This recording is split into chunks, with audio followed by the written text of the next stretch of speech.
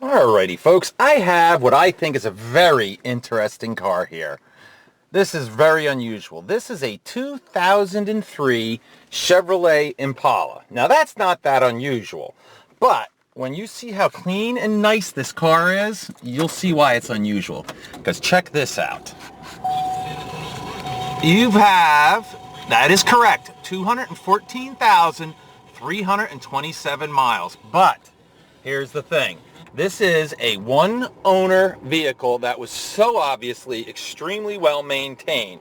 I mean, this 3.4 liter motor is a great motor that General Motors makes, but I gotta tell you, if the car's not taken care of, believe me, it would not have made it this far. And I would say there is a ton of life left in this vehicle, besides the fact that it looks really nice.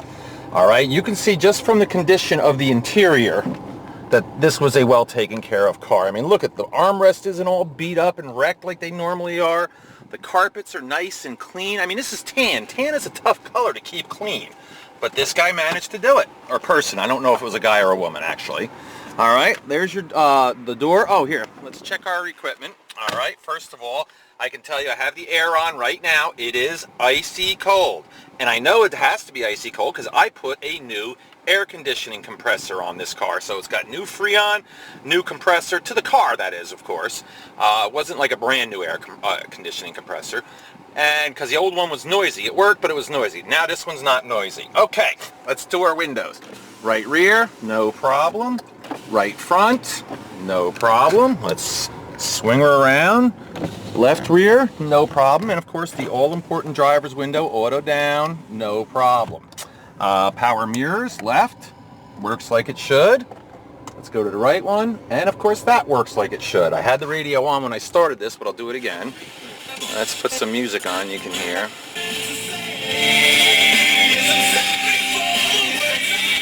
It's got a CD player. Well, let's see, is there a CD in there? No CD, so I can't comment on how that works.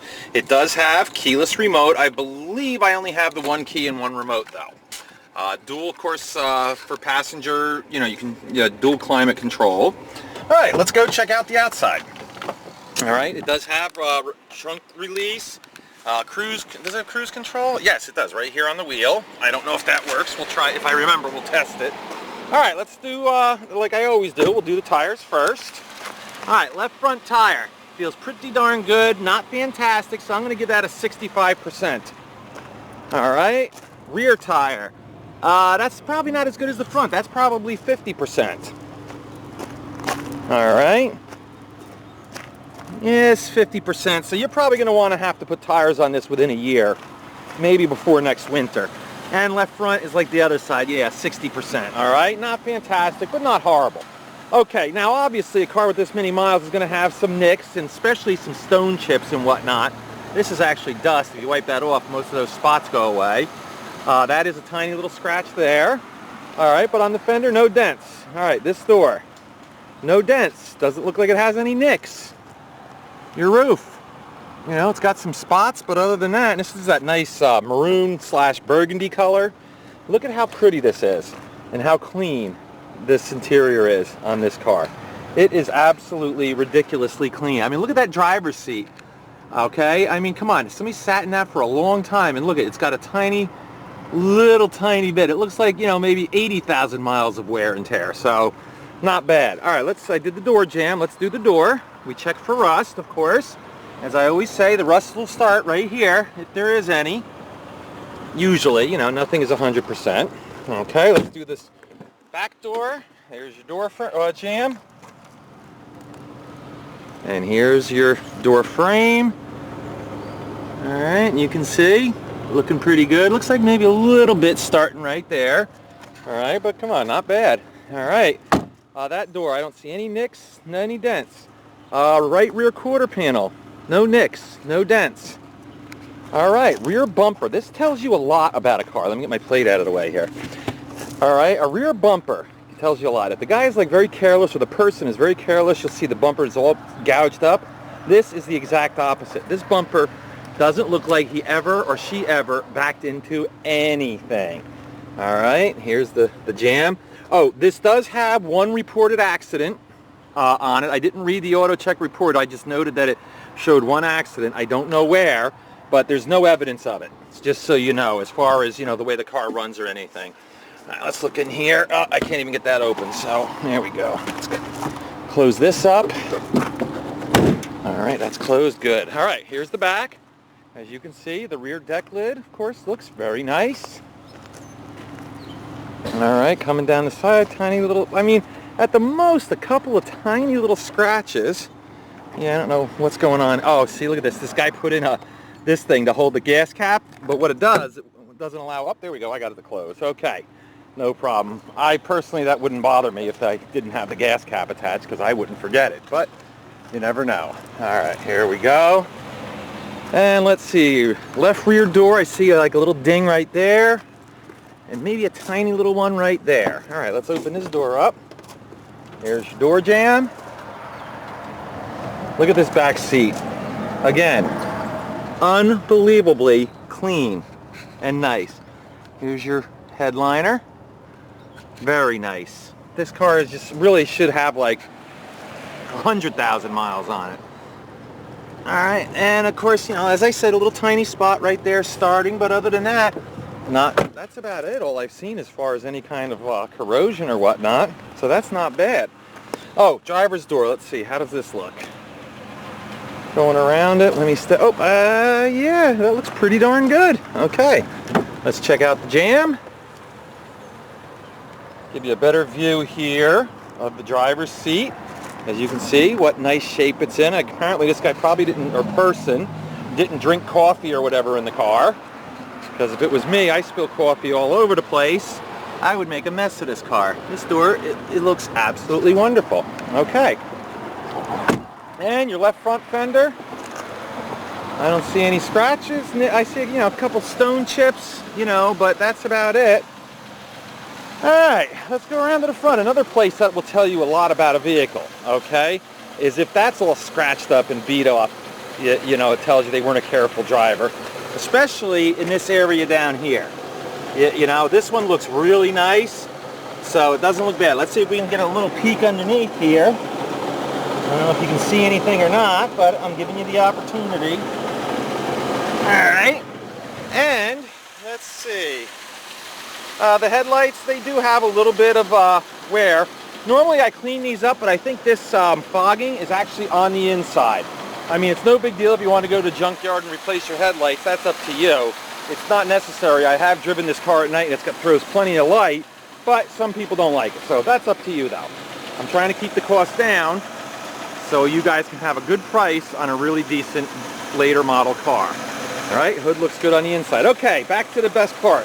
3.4 liter V6. Listen up very carefully.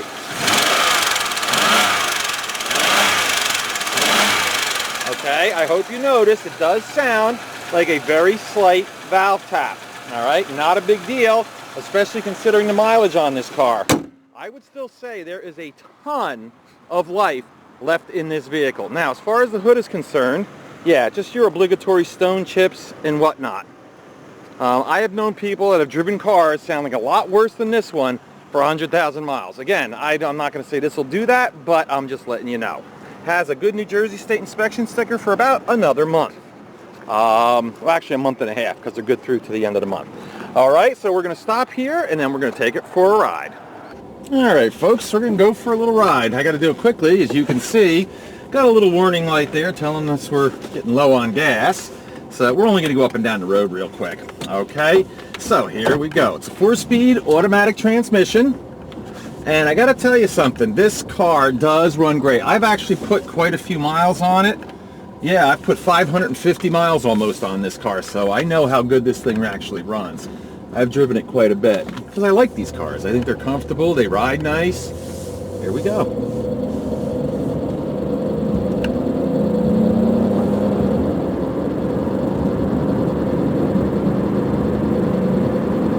Right through 50 miles an hour, no problem. This car is nice and quiet. You can hear I don't have to yell so you can hear me. Shifts nice and smoothly. Let's see, hands off the wheel, goes down the road nice and straight. So, I mean, basically, you're going to get yourself a really nice looking, very clean, high mileage, but relatively inexpensive ride. I'm going to sell, as I sell everything, I'm going to do the best I can on the price, but it will be inexpensive, okay? And I guarantee, I don't guarantee them, obviously they're sold as is, but I'm saying is I really think and I feel, using my many years of experience, that this car will last for quite some time. But you, whoever buys this car, has to take care of it, as well as the person who owned it. The one owner that had this car, obviously very big on maintenance.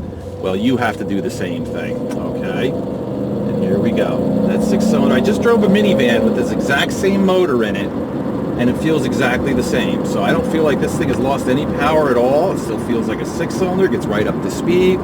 So yeah, I would not be afraid of this car at all. I wasn't afraid to buy it with this mileage on it, because I know how nice, reliable, and good these motors are. They're almost bulletproof.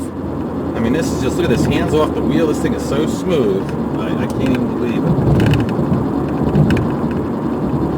I just set the cruise control, and it does work. So that's, hey, I'm glad I remembered.